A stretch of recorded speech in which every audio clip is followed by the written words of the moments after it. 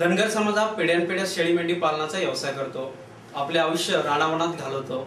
असाच एक वाडा खुलताबाद येथील गल्ले बोरगाव येथे आला होता. या संदर्भात एआयएन न्यूजचे प्रतिनिधी सतीश लोखंडे यांचा विशेष रिपोर्ट.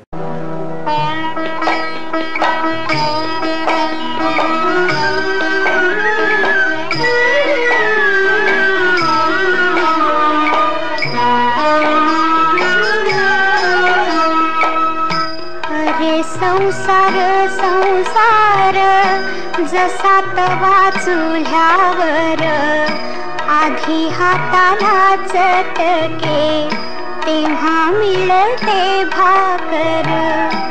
अरे संसार संसार जसा तवा चुल्यावर आधी हाताला चटके तेव्हा मिळते भाकर.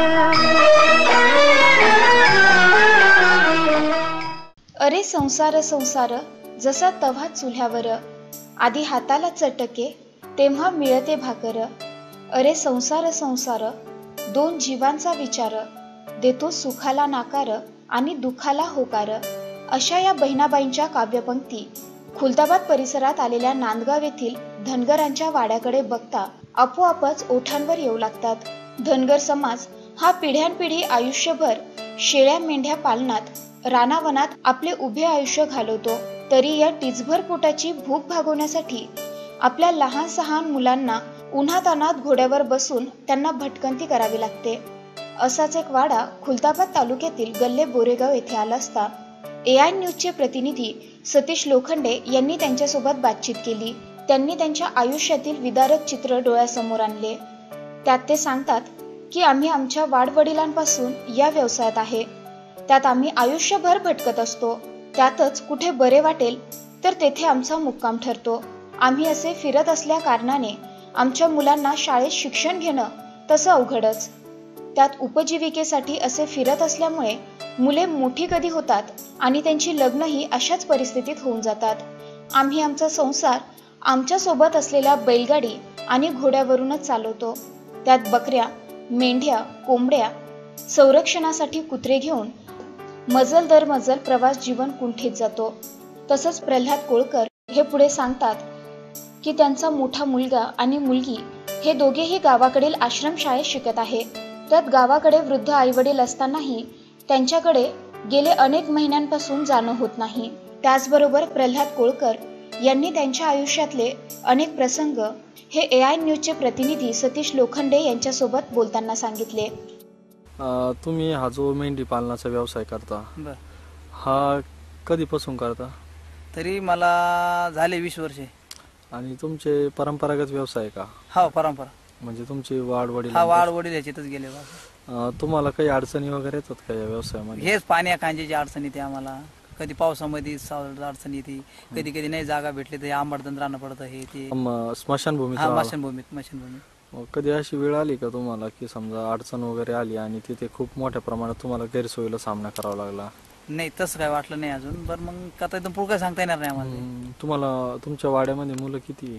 तरी आहेत 10-12 मुलं आहेत आमच्या वाड्यामध्ये. शिक्षण वगैरे किती झालेलं आहे मुलांचं? काय नाही, दुसरी, तिसरी, चौथी, 5वी पर्यंत आहे फक्त. हो का? आणि सगळ्यात लहान बाळ किती वर्षाचं आहे? 12 महिन्याचं. त्याचं काही अडचण वगैरे येते का त्याला? समजा आता एवढा उन्हाळा पडलाय संपूर्ण महाराष्ट्रामध्ये, 45 डिग्रीच्या वर तापमान गेलेलं आहे.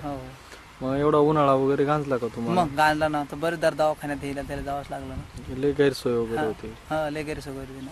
आणि मेंढ्याचं पाण्याचं वगैरे कसं करता? लय अवकाळ पाण्याचे, म्हणजे नाही पाणी भेटलं म्हणजे डायरेक्ट म्हणजे हाताने वाढावं लागतं पाणी. विहिरीतून हाताने बादली ना. लोक वगैरे मदत करतात का? नाही, लोक काय मदत नाही करते. लोक कसं लाईट जर असली तर कशाने एखादा पाजू शकतो, नसले मग शेवटी हातानेच फजिती होते. हा, फजिती हाताने फजिती करणं. तुमचं शिक्षण किती झालेलं? 4थी. आणि तुमच्या जवळ किती मेंढ्या आहेत आजकडे? तरी सरासरी 20 लोकांच्या 3,000 जनावर आहेत. 3,000 मेंढ्या आहेत तुमच्यापाशी? काही बटाई नाही काय सांभाळायला? असं काही स्वतःच्या? गावाकडे कोण कोण असतं? गावाकडं 2 भाऊ आहे, मग आई वडील आहे. शेवटच्या घरी कधी गेले होते तुम्ही? शेवटच्या घरी झाला 6 महिने झाले. 6 महिने झाले घराने? आणि तिथं मुलं बाळ ठेवलेले? हा.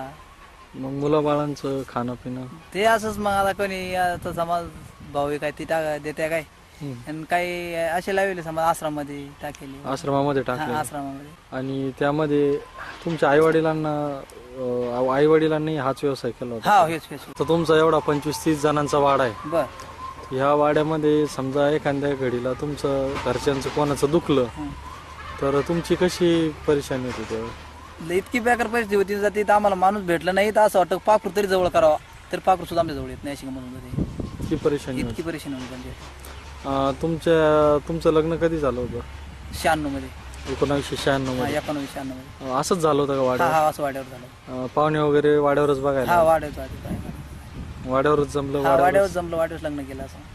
आणि तुमच्या वाड्यामध्ये अशी कधी कंडिशन झाली का तुमच्या वाड्यावर समजा एखादी गरोदर स्त्री आहे तुमच्या घरातली आणि तिच्या डिलिव्हरीच्या टायमाला मोठ्या गैरसोयीला सामना करावा लागला तुम्हाला? हो, करतो ना आम्ही. दवाखान्यात जावं लागतं तर मग तुमच्यासारख्या कोण मदत घ्यावं लागते बा थोडी. तुमच्यासारख्याला कोण माहिती करून जाणं पडतं मग गाडी. असं कधी झालंय का बा की तुम्ही वाड्यावर आले आणि लय मी तुम्हाला सांगतो आम्हाला बी सांगता येणार नाही इतके दार होऊन जाईल ते. इतकी परेशानी झाली? इतकी परेशानी होऊन जाईल मला सांगता येणार नाही एवढी परेशानी होऊन जाईल. त्याचबरोबर या वर्षीचा दुष्काळाचा फटका त्यांनाही मोठ्या प्रमाणात बसला असून जनावरांना कुठेच पाणी उपलब्ध होत नाही. शिवाय मराठवाड्यातील बहुतेक विहिरींनीही तळ गाठला आहे. त्याचबरोबर चाराही उपलब्ध होत नसल्याने जनावरांनाही उपाशी पोटीच राहावं लागतं. परिणामी निसर्गाच्या अवकृपेमुळे आम्हीही हतबल झालेलो आहे, असं देखील यावेळी प्रल्हाद कोळकर यांनी सांगितलं. खुलताबादहून सतीश लोखंडे, AI न्यूज, औरंगाबाद.